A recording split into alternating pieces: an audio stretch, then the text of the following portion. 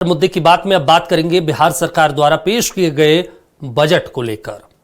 दरअसल पिछले सप्ताह बिहार सरकार ने वित्तीय वर्ष 2026-27 के लिए बजट पेश किया और ये बजट का आंकड़ा करीब 3,47,589 करोड़ रुपए का था, जो बिहार के इतिहास में अब तक का सबसे बड़ा बजट रहा। ये 2025-26 के वित्तीय वर्ष बजट की तुलना में 30,694 करोड़ रुपए अधिक है। अब अगर पूरे समीकरण को समझे कि सरकार जो बजट पेश करती है और जो सरकार की कमाई का जरिया है वो क्या है, ग्राफिक्स के जरिए हम आपको समझा देते हैं कि किस तरीके से सरकार के पास राजस्व आता है। मान लें सरकार के पास 1 रुपए है तो उसकी कमाई कुछ इस प्रकार है, जैसे कि 45.49 पैसे केंद्रीय टैक्स से उसे मिलता है, 18.92 पैसे राज्य के टैक्स से उन्हें कमाई होती है, 14.92 पैसे केंद्र की सब्सिडी बिहार सरकार को मिलती है, 17.81 पैसे लोन के जरिए कमाई होती है, 2.70 पैसे अन्य राजस्व से आता है और 0.15 पैसे लोन वसूली के माध्यम से होता है। यानी अगर 1 रुपए की कमाई है तो ये फिगर है कि सरकार यहाँ से राजस्व को जुटाती है और उस पैसे को अलग अलग विकास कार्यों में जन कल्याणकारी योजनाओं पर खर्च करती है। अब बिहार सरकार ने अपने बजट में सड़कों, पुलों और शहरी सुविधाओं पर खासा ध्यान दिया। ग्रामीण इलाकों में बेहतर कनेक्टिविटी के लिए नई सड़क योजनाओं की घोषणा की। इसके साथ ही राज्य में रोड और रेल इंफ्रास्ट्रक्चर को नई ऊंचाई पर ले जाने के लिए भी 50 लाख करोड़ रुपए के निजी निवेश का लक्ष्य रखा है। अब बात करें कि जो सरकार ने 3,47,000 करोड़ रुपए का बजट पेश किया है उसमें किस किस विभाग को सबसे ज्यादा पैसे दिए गए हैं उस पर भी नजर रख लेते हैं।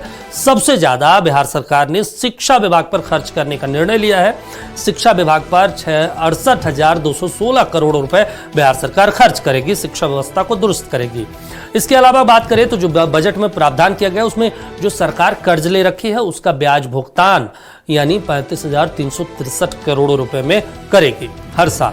वहीं पेंशन जो रिटायर हो चुके हैं, पेंशनधारी हैं, उन्हें 35,170 करोड़ रुपए दिए जाएंगे। ये भी सरकार का बजट है। यानी अगर बात करें तो पेंशन और ब्याज में लगभग 70,000 करोड़ रुपए सरकार खर्च करती है, यानी शिक्षा से भी ज्यादा।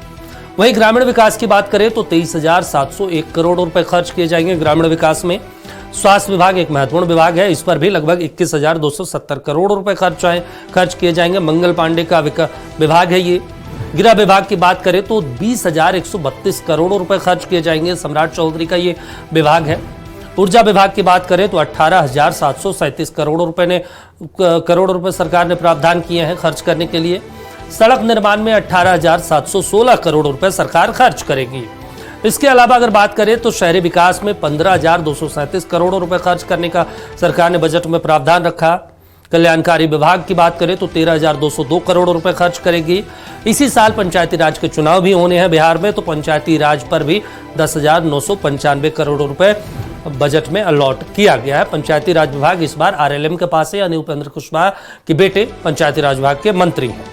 समाज कल्याण की बात करें तो 8,470 करोड़ रुपए खर्च किया जाएगा समाज कल्याण विभाग के जरिए। जल संसाधन की बात करें तो यहाँ पे 7,127 करोड़ रुपए खर्च किए जाएंगे। भवन निर्माण विभाग में 6,153 करोड़ रुपए अलॉट किया गया है। आपदा प्रबंधन विभाग में बात करें तो 4,799 करोड़ रुपए खर्च करने का प्रावधान किया गया है। अब अगर बात करें पूरे बिहार बजट की मुख्य बातें क्या रही है, सरकार का विजन क्या है, तो सरकार ने इस बजट में 5 तत्वों पर जोर दिया है। तो 5 तत्व क्या है वो भी आपको बता देते हैं, जो वित्त मंत्री ने बजट पेश करते दौरान पढ़ा है। वो 5 तत्व है ज्ञान, विज्ञान, ईमान, अरमान और सम्मान। सरकार इस 5 तत्वों पे काम कर रही है और इसी तत्वों को आगे बढ़ाएगी। बजट में इस बार 30,000 करोड़ से अधिक की बढ़ोतरी की गई है 2025-26 के बजट के मुकाबले। ये एक मुख्य बात रही है।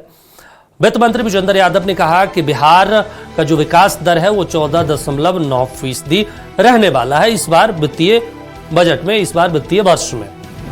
सरकार का लक्ष्य है कि इस बार बिहार को विकसित राज्यों में शामिल करवाया जाए, किसी भी रूप में, उद्योग के रूप में, शिक्षा के क्षेत्र से, इसके अलावा अलग अलग चीजों को डेवलप करके। सरकार ने एक और नया लक्ष्य जोड़ा है कि ग्रामीण क्षेत्रों में हाट विकास को बढ़ावा दिया जाए। हाट विकास यानी छोटे छोटे गांव में छोटे छोटे बाजार को डेवलप किया जाए, जिससे वहां पे छोटे छोटे चीजों को, छोटे छोटे व्यापार को बढ़ावा मिले।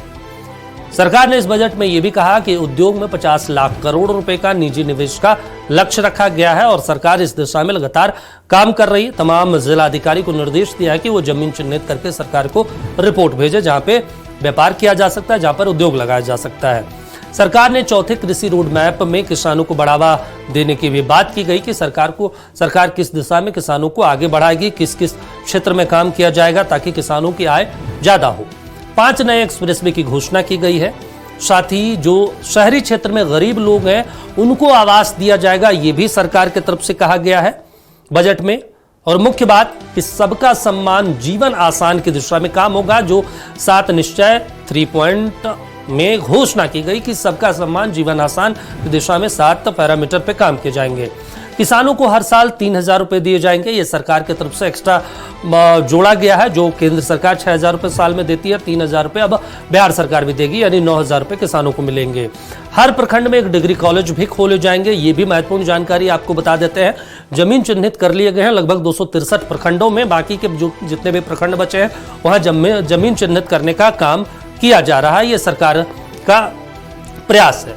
अब अगर कंक्लूजन देखें पूरे बजट में, तो आखिर में सवाल विपक्ष की तरफ से यह पूछा जा रहा था कि बिहार बजट लगातार तो बढ़ रहा है, इसके बावजूद बिहार में उद्योग क्यों नहीं लगे। और दूसरा बड़ा सवाल कि आर्थिक सर्वेक्षण में जो रिपोर्ट सामने आई उसमें यह कहा गया कि बिहार के लोगों में आर्थिक असमानता बहुत ज्यादा है, यानी पटना में कमाई कुछ और है, शिवहर में कमाई कुछ और है, लखीसराय में कमाई कुछ और है, बेगूसराय में कमाई कुछ और है। तो उसको कैसे ठीक किया जाए, ये सरकार के लिए एक बड़ी चुनौती है।